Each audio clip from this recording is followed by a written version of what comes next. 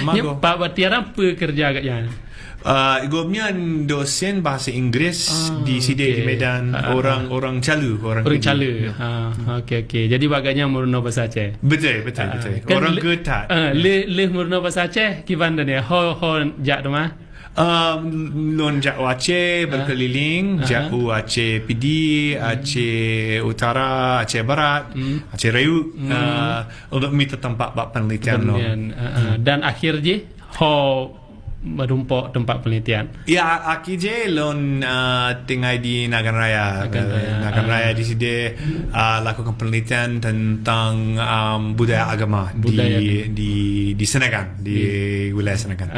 Okey. Yang menarik tak? Daniel kajak pada 2024 tapi kemudian akhirnya memilih Nagan Raya. Gimana cerita pakan memilih Nagan Raya? Apa yang menarik dengan Nagan dan kemudian menulis tentang Habib Muda, Habib Senagan. Apa yang menarik sehingga membuat Daniel memilih Nagan Raya dibandingkan daerah-daerah yang lain yang ke Daniel Jak? Ya, dan dua alasan yang pun golong letak penelitian tentang Aceh, tentang pantai barat Aceh ya.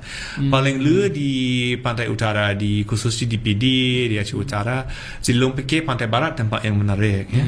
Belum katrib mina agama yang berhubungan dengan kewalian, dengan agama-agama mesaji jerat berziarah, berzikir, soal terkat, dan bawa telonjak Nagan Raya lom rempok letak orang yang setut agama lainnya khusus yang pengikut Habib Senagan dan Habib Muda Senagan dan keluarga wali-walinya.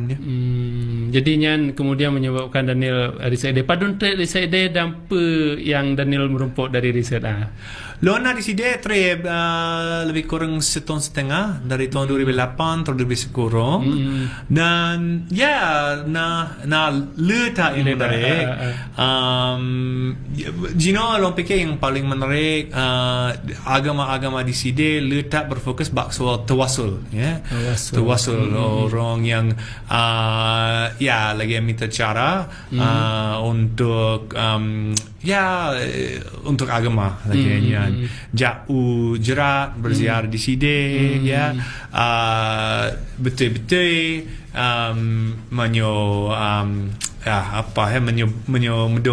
bak Tuhan, tapi ngon tolong dari Habib dan tolong dari wali dan baklon menggunakan wasilah. Betul, itu wasilah betul.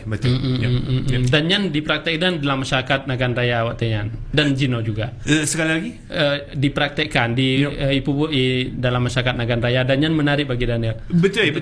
Dan letak yang lakukan hal-hal lainnya di sini. Betul. Daniel kan ran dari Amerika, kulit berbeda dengan orang lain, punya bahasa Aceh ada pegah raya panjang, bukan raya panjang, besar dan tinggi.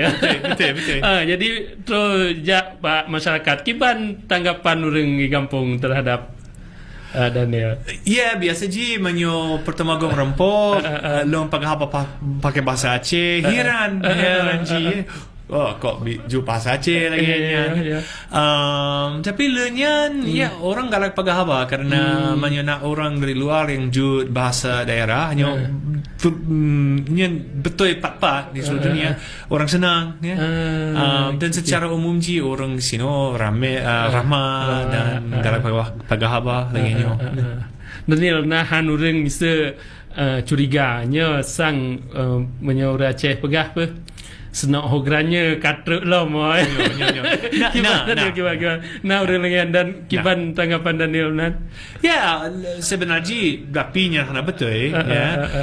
Long mafum ya di Acehnya ka trip ta na lawan Belanda ya, lenya na DI na gam ya dan long mafum manyo na yang cerigai. Polom long dari Amerika amat nyajut ke kolonialis kadang-kadang ya.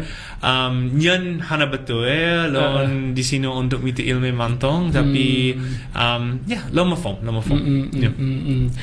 Pengalaman